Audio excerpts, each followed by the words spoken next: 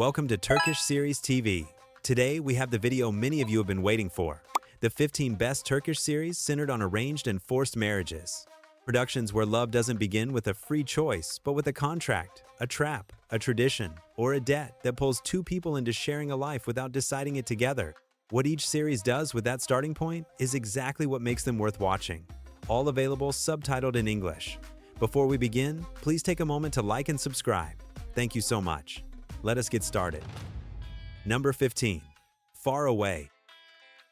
Picture arriving in a distant city carrying your husband's body to fulfill his last wish that he be buried in his homeland.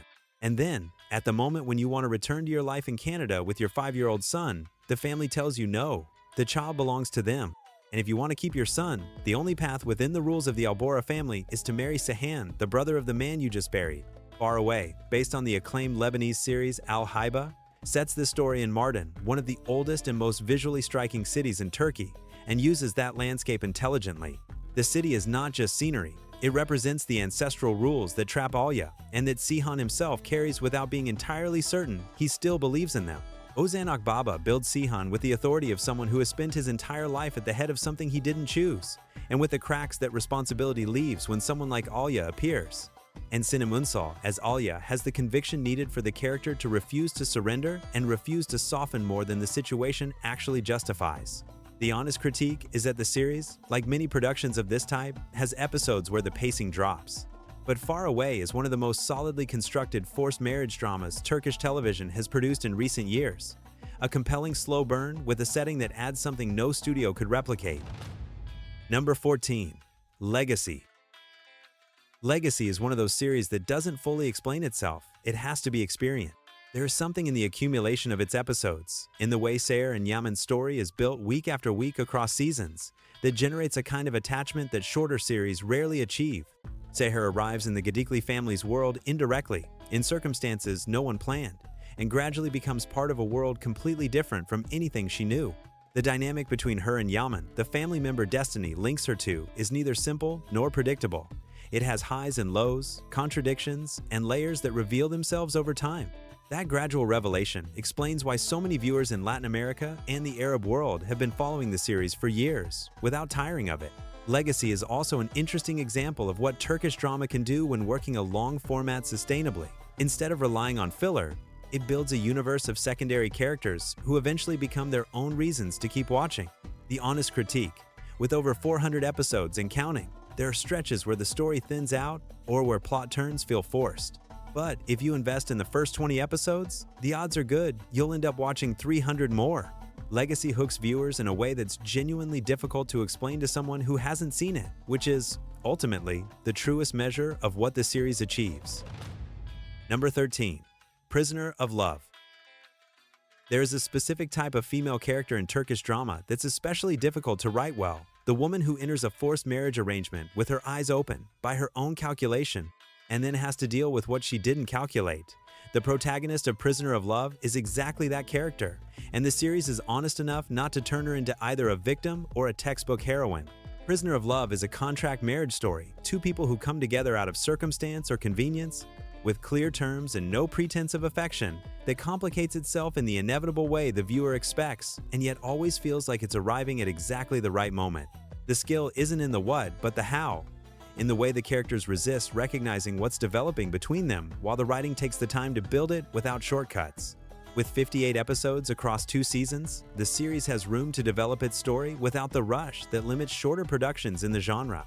The secondary storylines work well and enrich the world of the main characters without stealing the center. The honest critique is that the second season's pacing is slower than the first, and some conflicts stretch longer than necessary. But Prisoner of Love closes with the ending it earns, and leaves the feeling that the story was told completely, which is not as common in this genre as it should be. Number 12. Stellar Love. What happens when the trap you designed to protect yourself turns out to be the place where you least expected to find something real? That's the question Stellar Love carries from the first episode, and in the context of arranged marriages, the answer it gives is more honest than sentimental. Ayşe designs a plan to marry Kerem, the heir of the family where she works, as her only way out of a situation threatening everything she has.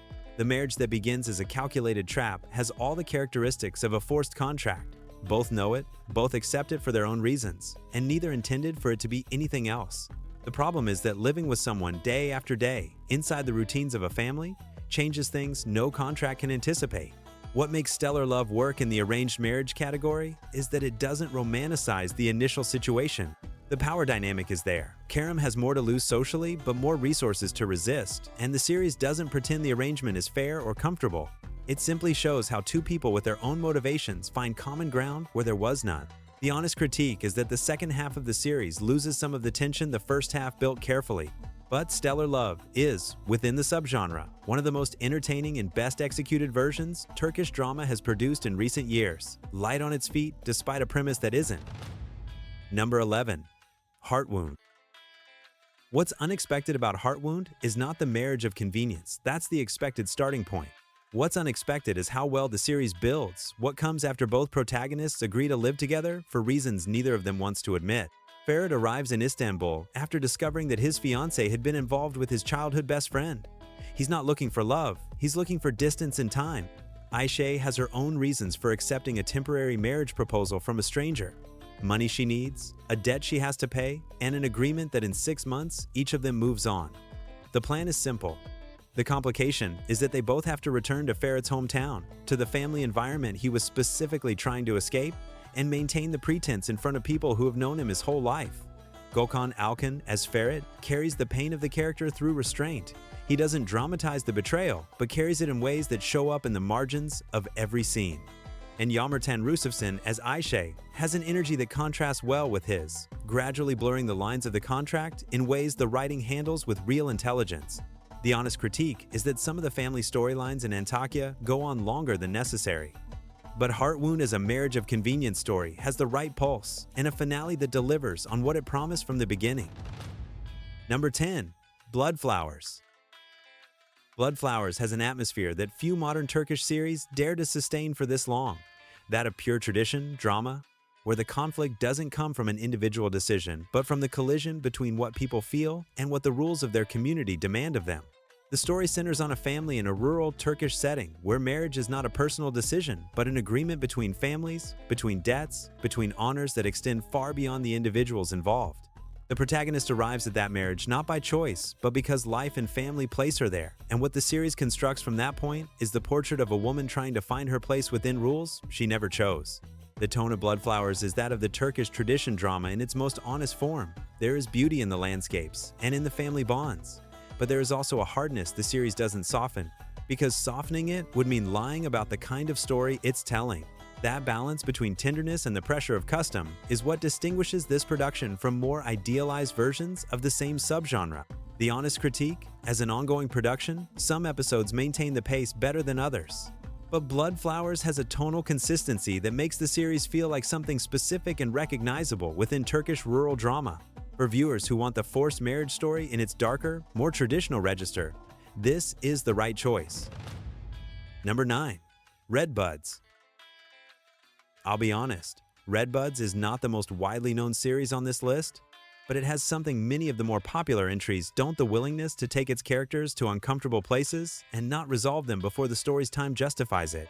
The series works the arranged marriage from an angle Turkish drama doesn't always choose. Two people who come to the arrangement from positions of nearly symmetrical disadvantage, each with their own reason for accepting something they wouldn't choose under normal circumstances. What emerges from that dynamic isn't instant romance or permanent hostility, but something more complicated. The gradual negotiation between two people who have to build coexistence from nothing. With 2 completed seasons on Now TV, Redbuds has the space to develop its characters with more depth than a single season would allow. And the ending, which came with the second season, closes the main arc satisfyingly without reaching for the easy dramatic gesture. The honest critique is that the first season starts slower than you'd like, and the chemistry between the leads takes time to reach where the series needs it to be. But Redbuds rewards those who give it the time it asks for. A production that improves consistently and arrives at its best version exactly when it most needs to. For viewers who enjoy watching a slow-burn arranged marriage story that builds its emotional foundation carefully before asking anything of your investment, this series delivers that experience. Number 8. Forbidden Love.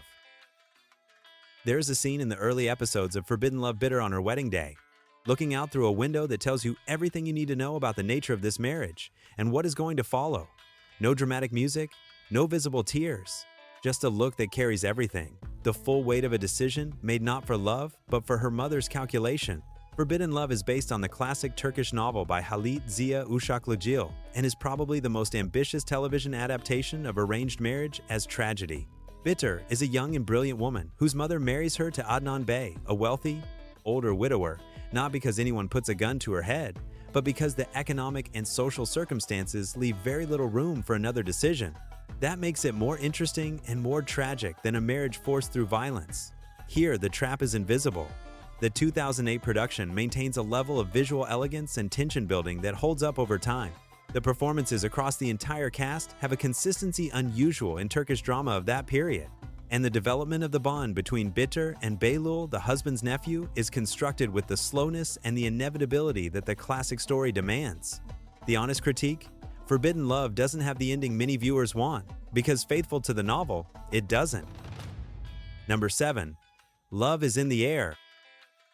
Picture losing your scholarship and discovering that the person responsible is a powerful businessman who doesn't even remember your name. And the only way to recover what's rightfully yours is to accept an arrangement neither of you wanted, to pretend to be engaged for a fixed period, with clear terms, with the certainty that when it ends, both of you move on.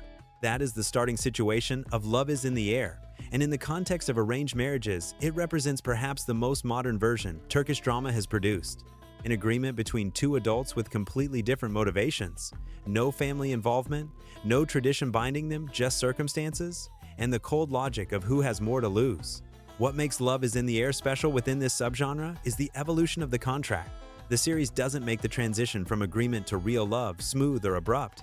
It builds it episode by episode, through those small scenes where one of them gives something the contract didn't require, until the moment when the contract stops making sense is also the moment the viewer realized it was coming a long time ago.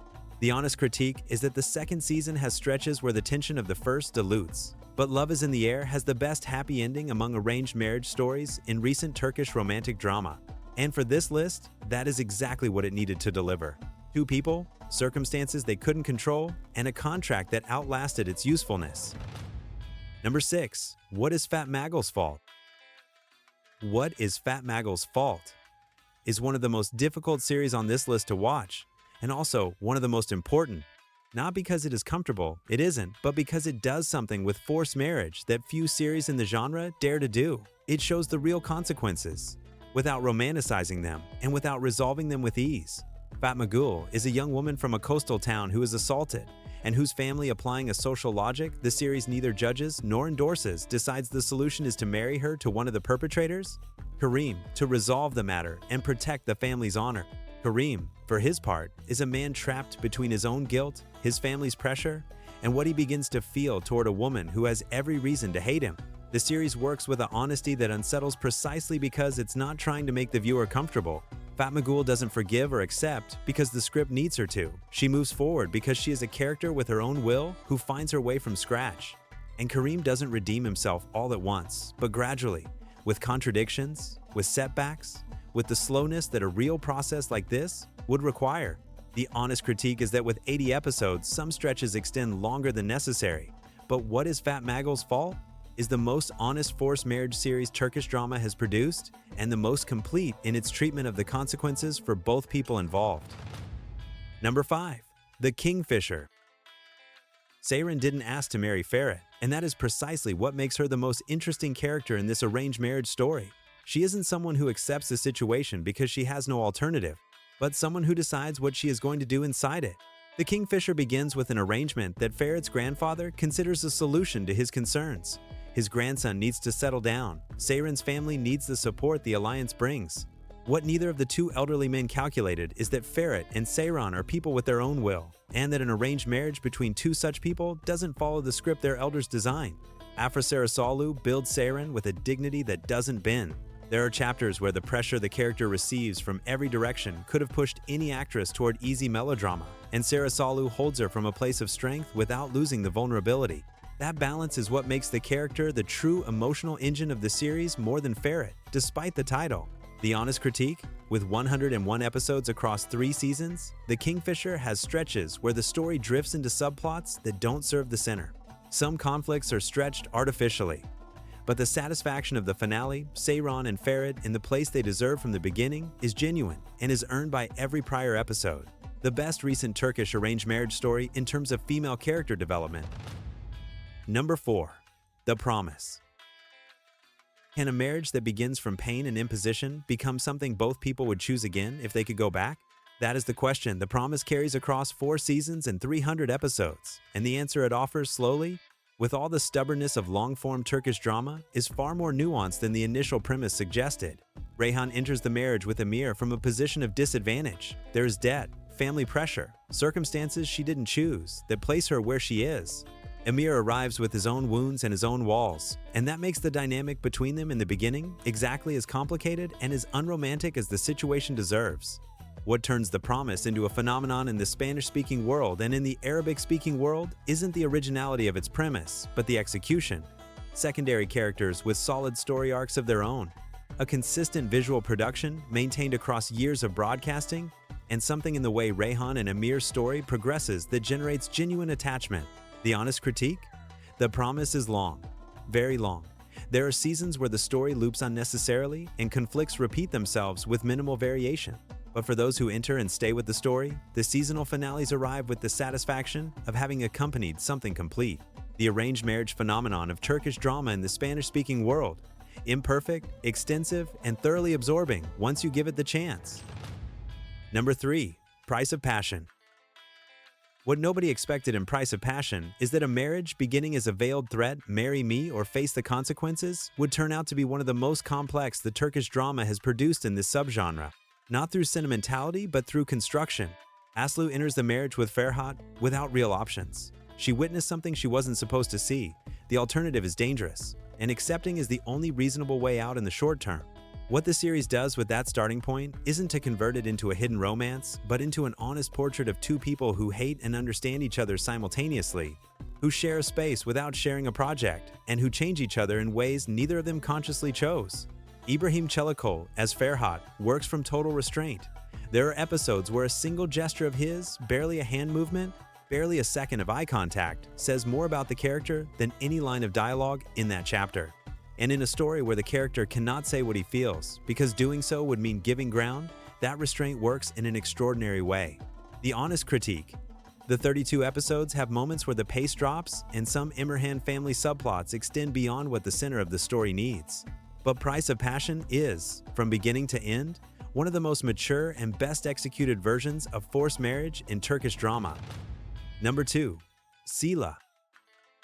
Sila has an atmosphere that few modern Turkish series have managed to build with such precision, that of the collision between 2 worlds that share language, history, and blood, but that live by completely different rules. And that collision doesn't resolve, it negotiates, painfully, across 79 episodes.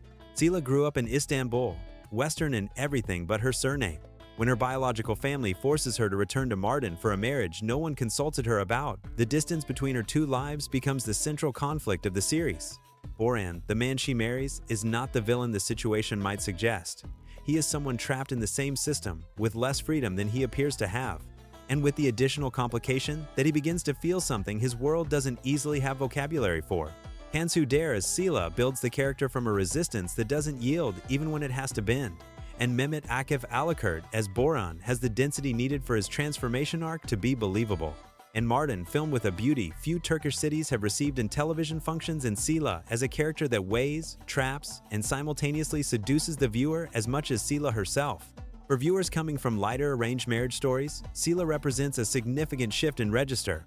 For those looking for the most honest and most demanding version of the subgenre, it is exactly what they needed. Number 1. Broken Heart. I'll be honest from the start, Broken Heart has a premise that unsettles, and the series doesn't try to soften it.